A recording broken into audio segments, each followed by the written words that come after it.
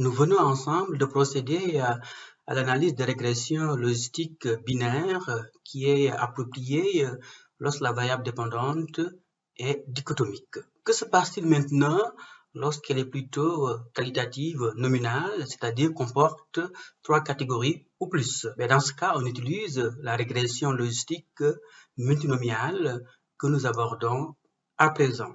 Étant entendu qu'il sera important de commencer par examiner les situations de recherche et conditions qui justifient son application, faire un parallèle entre la régression binaire et la régression multinomiale avant de chercher à modéliser l'appartenance à des groupes selon un prédicteur et d'interpréter le rapport de Koch comme mesure d'association qui est associé à la régression multinomiale. Étant entendu, finalement, nous chercherons à étendre le modèle simple à la situation multivariée. Dans pas mal de situations de recherche, on vise à modéliser une variable dépendante qualitative comportant trois catégories ou plus. L'exemple est donné ici du choix de vote libéral, conservateur, nouveau parti démocratique. Ici, on s'intéresse à prédire la probabilité de voter libéral, conservateur ou NPD. Donc, dans ce genre de situation où effectivement la variable dépendante est qualitative, on peut utiliser certainement une pluralité de stratégies en termes de recodification de façon à utiliser la régression logistique binaire.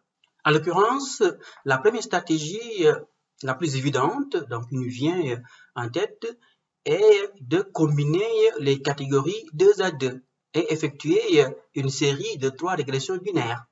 Donc, comparant parti conservateur, parti libéral, NPD libéral, conservateur, NPD. Et donc, on aura à réaliser 3 séries de régressions binaires de façon à mettre en évidence le modèle de vote. Sauf que vous aurez compris qu'une telle stratégie est très fastidieuse. Parce que, par exemple, si vous avez une variable dépendante comportant 5 catégories, vous aurez à faire 10 comparaisons et donc 10 séries de régressions binaires, ce qui est quand même très fastidieux. Et surtout, vous obtenez des résultats parcellaires qui n'informent pas sur la qualité globale du modèle. Donc, on va avoir une idée sur le vote dans son ensemble, mais si vous y allez 2 à 2, vous n'allez pas avoir une idée sur l'ajustement global du modèle.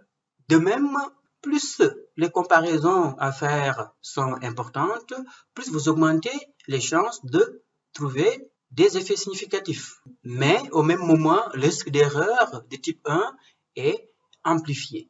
Une autre stratégie consiste à isoler une catégorie à comparer au reste. Par exemple, on peut isoler libéral et comparer aux autres.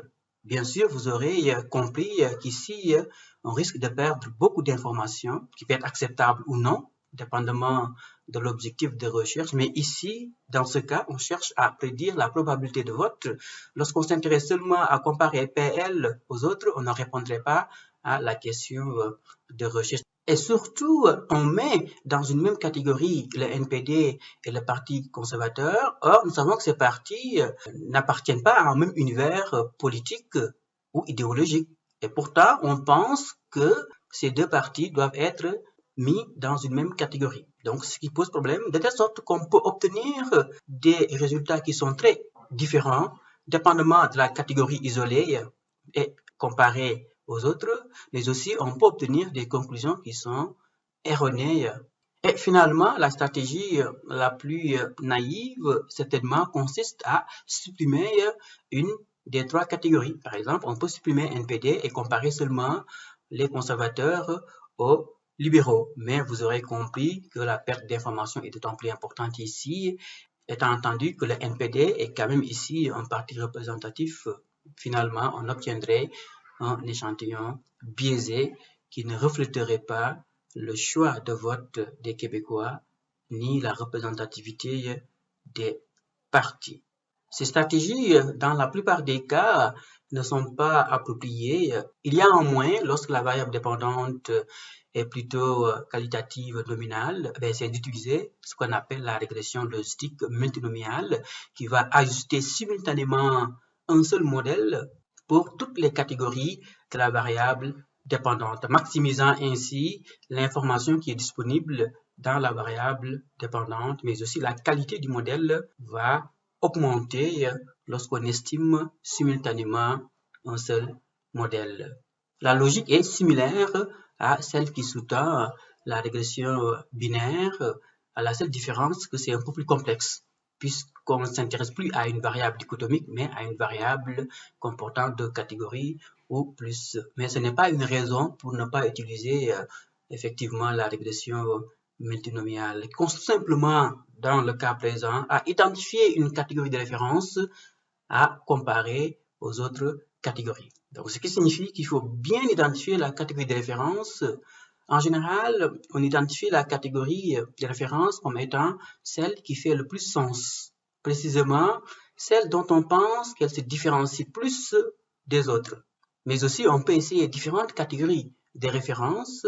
Par exemple, on peut prendre libéral comme étant la référence, ensuite prendre NPD ou conservateur comme une autre référence, mais on aura à estimer deux séries de régression multinomiale par contre. Ou finalement, on peut y aller avec la catégorie modale. Donc, on peut considérer comme référence la catégorie modale, c'est-à-dire la catégorie ayant le plus grand nombre de cas, même si cette stratégie n'est pas très conseillée. Donc ici, l'enjeu est de modéliser les chances, la probabilité d'appartenir à des groupes selon un certain nombre de prédicteurs. Et donc la logique est la même que celle de la régression binaire, mais ici on n'a pas de groupe, on a plutôt trois groupes ou plus. Alors les conditions d'application du modèle de régression multinomiale sont similaires à celles du modèle binaire. Il faut s'assurer ici que la variable dépendante soit multinomiale, tout simplement, étant entendu que les vieillis peuvent être quantitatives ou dichotomiques. Si la variable dépendante est qualitative ordinale, eh bien, on peut faire abstraction du caractère ordinal de la variable et utiliser le modèle multinomial. Mais il est surtout approprié dans ce cas d'utiliser ce qu'on appelle la régression ordinale qui repose toujours sur les logites.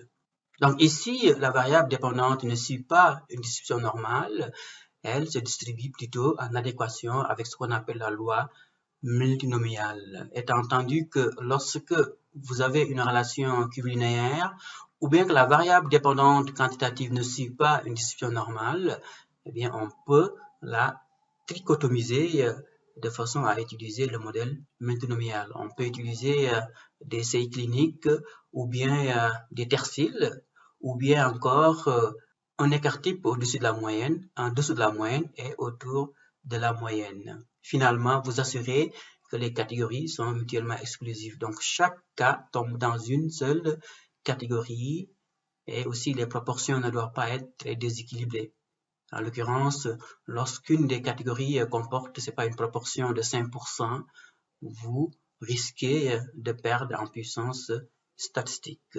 Ceci étant dit, partons d'un problème de recherche concret pour illustrer et accéder à l'intelligence de la régression multinomiale. En l'occurrence, on s'intéresse toujours au vote, donc qui comporte ici trois catégories, parti libéral, parti conservateur, NPD. Cherchons à prédire le vote en fonction de l'idéologie, donc qui se trouve être ici le prédicteur. Donc 0, autrement 1, positionnement à droite. En fait, on pense que plus on se positionne à droite, plus on est susceptible de voter, par exemple, conservateur plutôt que libéral. C'est une question de cohérence interne parce que le parti conservateur, généralement, se positionne à droite. Alors, pour ce qui est de la variable dépendante, bien sûr, il faut identifier la catégorie de référence. Identifions ici le parti libéral comme étant la catégorie de référence à comparer au parti conservateur et au NPD. Alors ici, je considère le parti libéral Pourquoi? Parce que c'est clair que ce parti va se différencier nettement par rapport au parti conservateur. Et surtout, je veux voir s'il y a une différence entre parti libéral et NPRD. Et on a l'impression que c'est deux partis qui sont plus ou moins proches.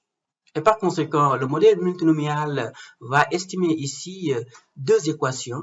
L'équation du vote PC plutôt que libéral, l'équation du vote NPD plutôt que libéral. Voilà comment se présente l'équation du vote PC plutôt que libéral.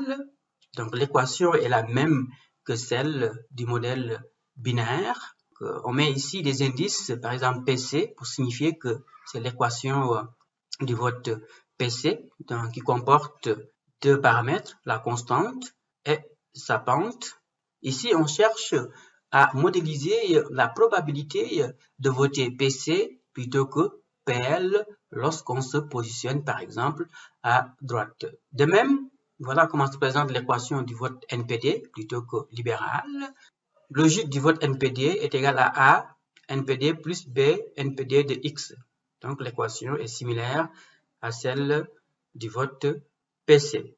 Donc, on s'intéresse à modéliser la probabilité de voter NPD plutôt que libéral, en particulier lorsqu'on se positionne à droite. Étant entendu qu'ici, comme on le voit, chacune des deux équations a ses propres paramètres, autrement dit, sa propre constante et sa propre pente, ce qui donne au total un nombre de 4 paramètres pour ce qui est du modèle multinomial. Alors, la variable indépendante idéologie étant dichotomique, eh bien, il est possible de la mettre en relation avec le vote à l'aide de l'analyse tabulaire bivariée. Alors, voilà comment se présente le tableau bivarié de cette relation.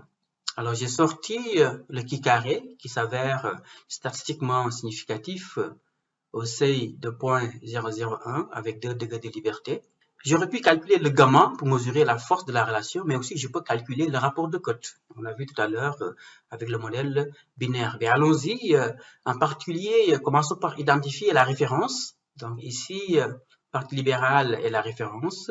Comparons maintenant les conservateurs aux libéraux, de façon à mettre en évidence le rapport de cote. Alors pour ce faire, on va s'intéresser aux gens qui se positionnent à droite, autrement dit au groupe codé 1, droite.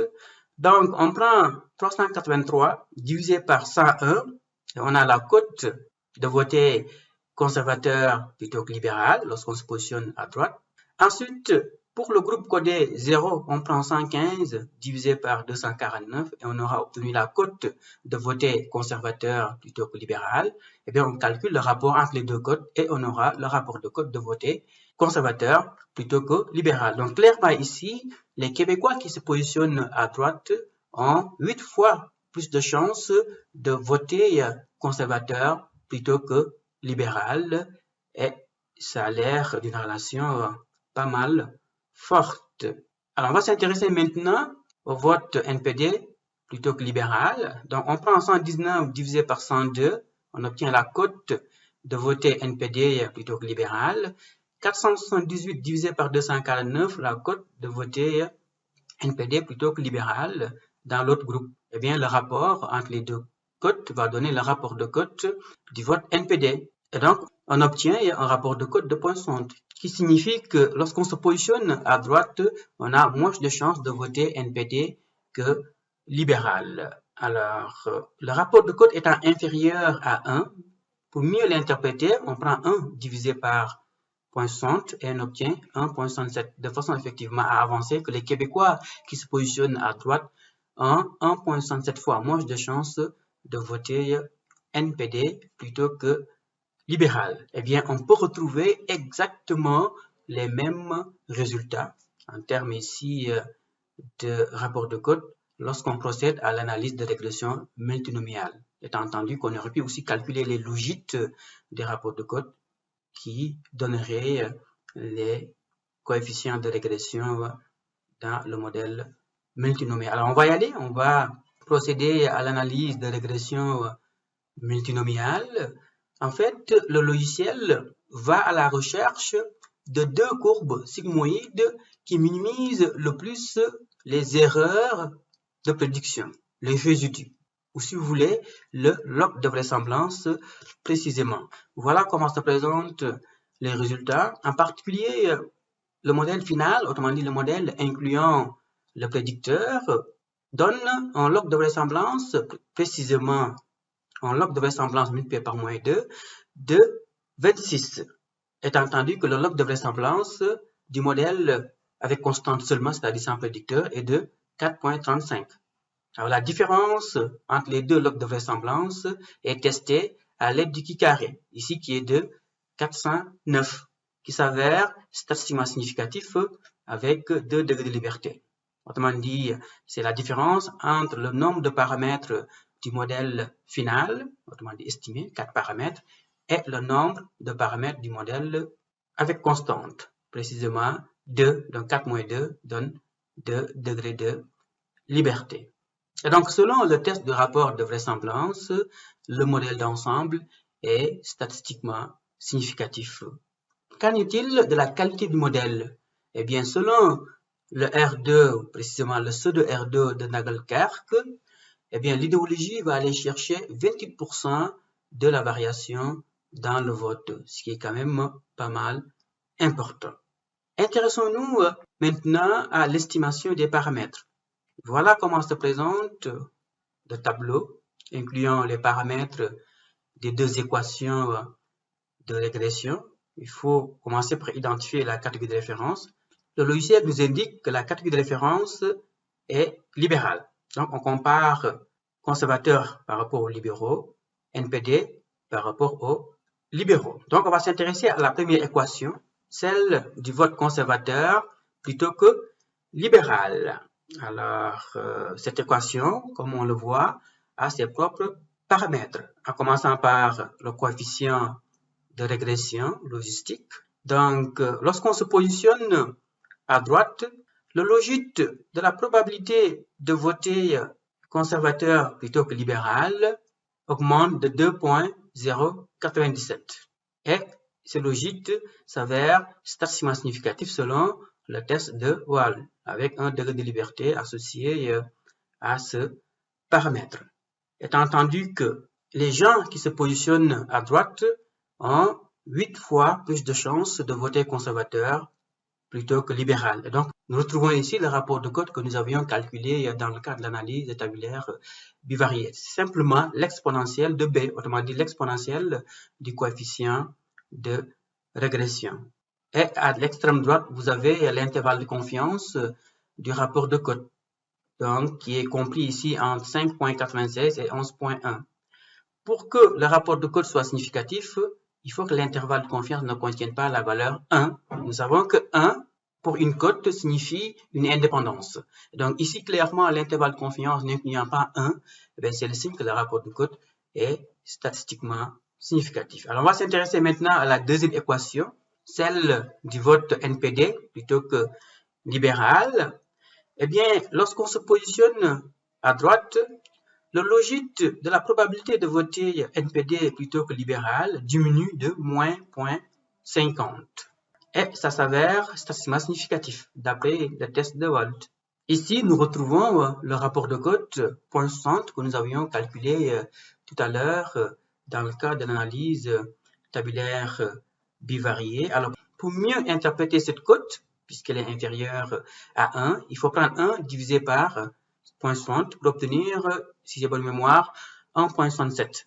Dans ce cas, on pourra avancer que les gens qui se positionnent à droite ont 1,67 fois moins de chances de voter NPD plutôt que libéral. Donc voilà comment interpréter, étant entendu qu'ici, l'intervalle de confiance ne contient pas la valeur 1. C'est le signe que le rapport de Cotte s'avère statistiquement significatif. Voilà comment interpréter les paramètres du modèle de régression, en particulier les coefficients de régression. Donc, c'est comme si le logiciel estimait deux séries de régression binaires et nous présente les résultats dans ce tableau. Alors ici, je récapitule ce que je viens d'avancer concernant l'interprétation de la signification statistique des effets, mais aussi la signification réelle de ces effets.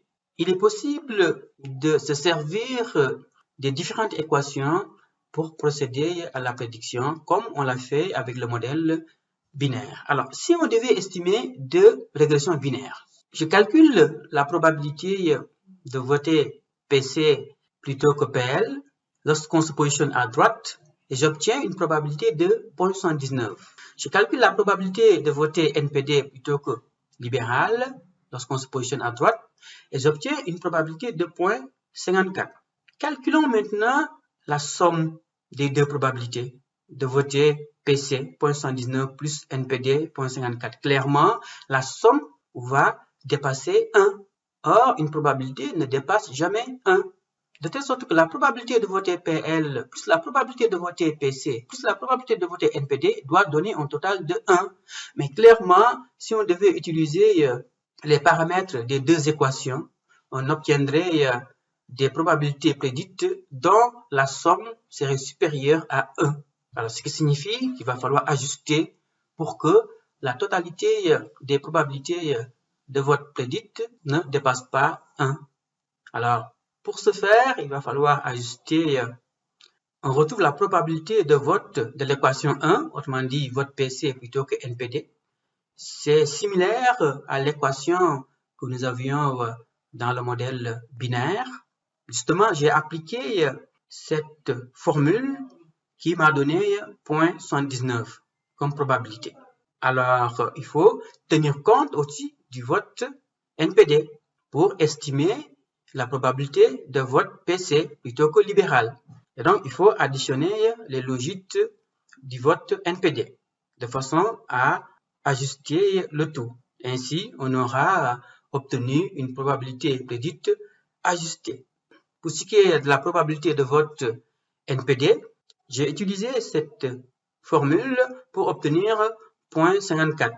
Mais nous savons que la somme va dépasser 1 parce que lorsqu'on veut estimer la probabilité du vote NPD plutôt que libéral, il faut aussi tenir compte du vote PC. Donc, il faut additionner le logit du vote PC, de telle sorte qu'on obtienne une probabilité ajustée du vote NPD, autrement dit tenant compte aussi du vote PC. Et voilà comment se présentent les formules qui permettent effectivement d'obtenir des probabilités prédites. Eh bien, on va appliquer ces formules et répondre à la question de savoir quelle est la probabilité de voter PC plutôt que PL lorsqu'on se positionne à droite. Eh bien, on va commencer par calculer d'abord les logiques prédits.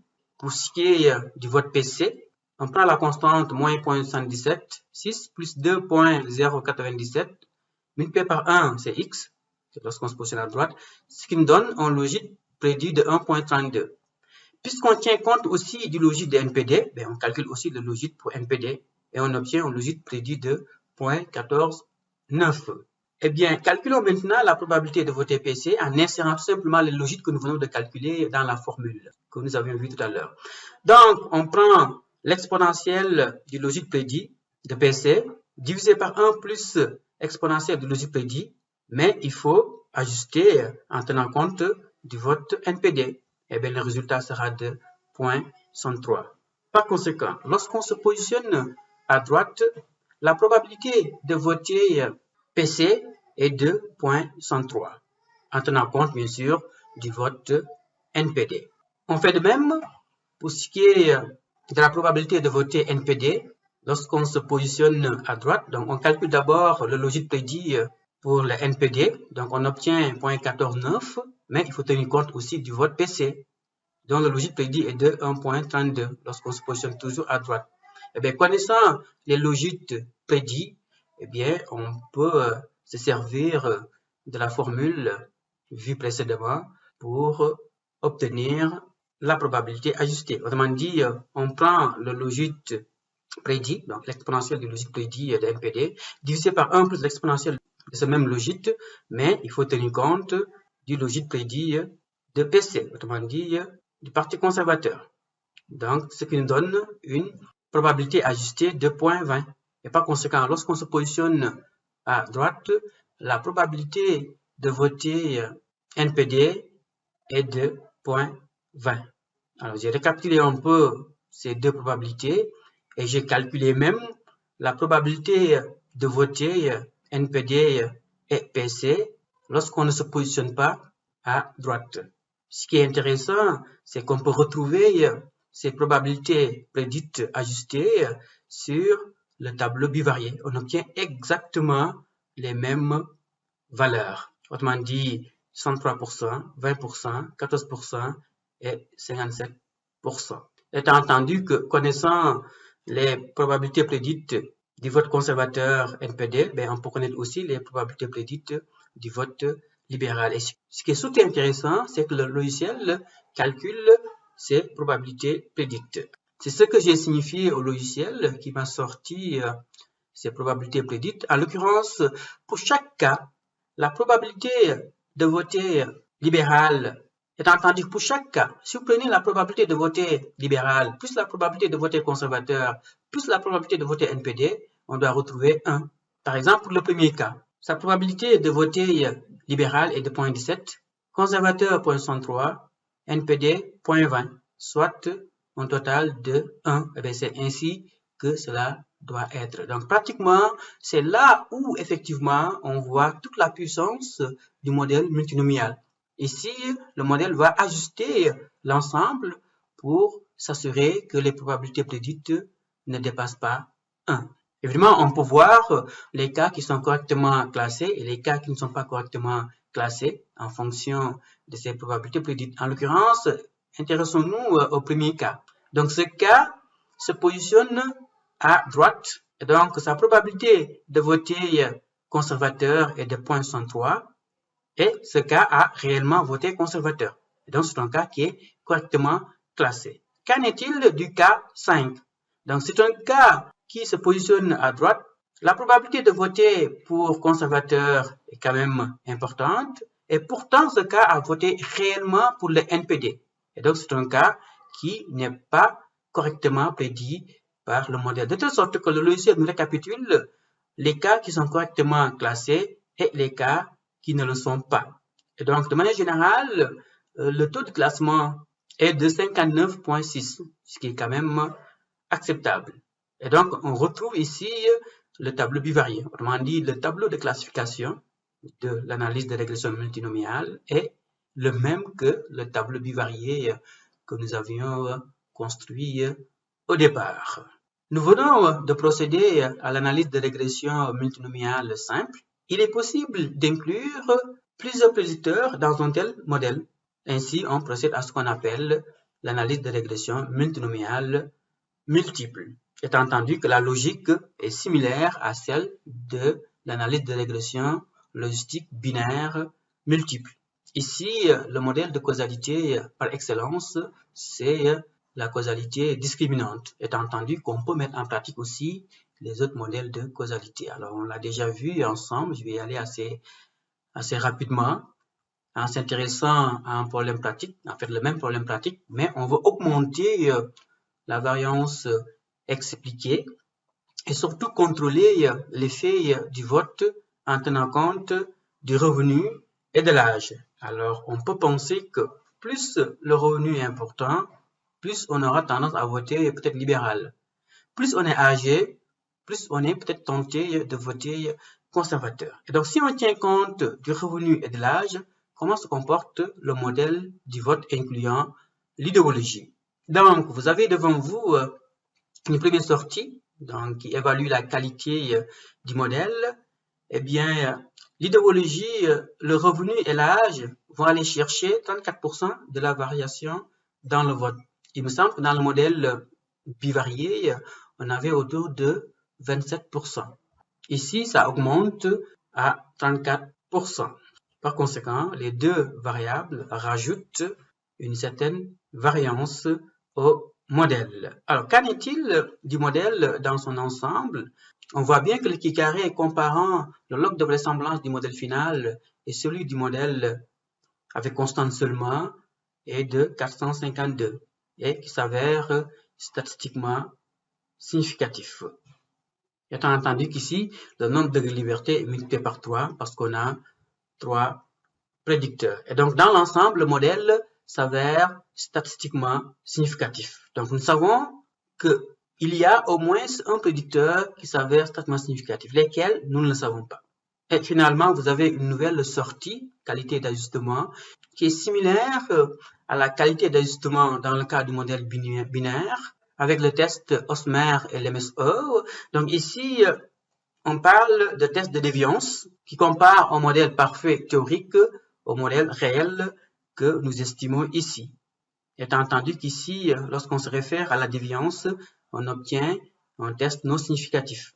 Donc c'est le signe d'un ajustement de bonne qualité. Par contre, si on devait utiliser le test de Parsons qui compare les fréquences observées aux fréquences attendues, selon les probabilités prédites, on obtiendrait plutôt un test significatif. Mais il me semble que la déviance est plus souvent utilisée lorsqu'on s'intéresse à la qualité d'ajustement de modèles multivariés. Donc, si on s'en réfère ici, on conclut à un modèle qui s'ajuste bien aux données. Autrement dit, ce que nous postulons comme relation dans le modèle est rencontré par les données observées. Voilà comment se présentent les paramètres estimés. Donc, on va s'intéresser à la première équation, vote conservateur plutôt que libéral. Alors, on se rend compte que l'idéologie a un effet significatif, même après avoir contrôlé l'effet du revenu et de l'âge. Et on a même l'impression que l'effet est amplifié. Et par conséquent, les gens qui se positionnent à droite ont 8,9 fois plus de chances de voter conservateur plutôt que NPD, et ce, même après avoir contrôlé le revenu ne s'avère pas significatif, de même que l'âge, même si ces deux prédicteurs contribuent à la variance expliquée. Le revenu et l'âge n'ont pas d'effet sur le vote conservateur plutôt que libéral. Qu'en est-il de l'équation NPD? L'idéologie politique est toujours significative et le rapport de cote est à 0,61, pas trop changé. Par contre, le revenu et l'âge s'avèrent statistiquement significatifs. Donc, lorsqu'on a un revenu élevé, le logique de voter NPD plutôt que libéral diminue et ça a du sens. Parce que généralement, les gens qui sont fortunés ont tendance à voter libéral plutôt que NPD. Parce que le NPD, c'est quand même un parti qui est un peu presque à l'extrême gauche, donc qui s'écarte nettement de l'idéologie libérale. Et donc, ça a du sens que le revenu différencie seulement le vote NPD plutôt que libéral et qu'il ne différencie pas le vote conservateur plutôt que libéral. De ce point de vue, les libéraux et les conservateurs sont plus ou moins proches sur le plan de l'effet du revenu. Qu'en est-il de l'âge? Même principe, lorsqu'on est âgé, le logique de voter NPD plutôt que libéral diminue de 1,75. Et par conséquent, on a l'impression que les personnes âgées votent davantage pour le parti libéral plutôt que le NPD. Et que le NPD, c'est comme un parti pour la jeunesse. Étant entendu qu'ici, pour l'effet du revenu et de l'âge, vous avez des rapports de cote qui sont inférieurs à 1. Alors, pour mieux les interpréter, il faut prendre 1 divisé par ces rapports de cote. Quoi qu'il en soit, les intervalles de confiance aussi aident à rendre compte de la signification statistique des rapports de cote. En particulier, pour ce qui est de l'équation NPD, on voit que les intervalles de confiance ne contiennent pas 1 pour ce qui est des trois prédicteurs. C'est le signe d'effet statistiquement significatif. Alors, vous avez un autre tableau qui va tester l'effet de chacun des prédicteurs sur la variable dépendante dans son ensemble. En particulier, on voit bien que l'idéologie a un effet généralement significatif sur le vote, de même que le revenu et l'âge. Donc, c'est un tableau qui donne une idée sur la façon dont chacun des prédicteurs est associé à la variable dépendante de façon générale. Autrement dit, quelles que soient les comparaisons des catégories en question. Donc, s'assurer qu'il n'y ait pas un problème de multicollinarité, mais aussi s'assurer que le modèle s'ajuste bien aux données. Et on a vu tout à l'heure qu'il y a moyen d'utiliser la déviance pour vérifier s'il n'y a pas de problème particulier lié à la qualité du modèle. Étant entendu que pour s'assurer de couvrir toutes les comparaisons possibles, on peut changer la catégorie de référence jusqu'à obtenir toutes les comparaisons possibles. C'est une pratique qui est très souvent effectuée dans le milieu de la recherche. Si la variable dépendante est ordinale, on peut faire abstraction du caractère ordinal, utiliser la régression multinomiale, mais souvent on va préférer utiliser une autre technique qu'on appelle régression ordinale et qui repose sur le même principe de logique. Mais voilà pour ce qui est des modèles de régression logistique binaire et multinomiale. Je vous remercie.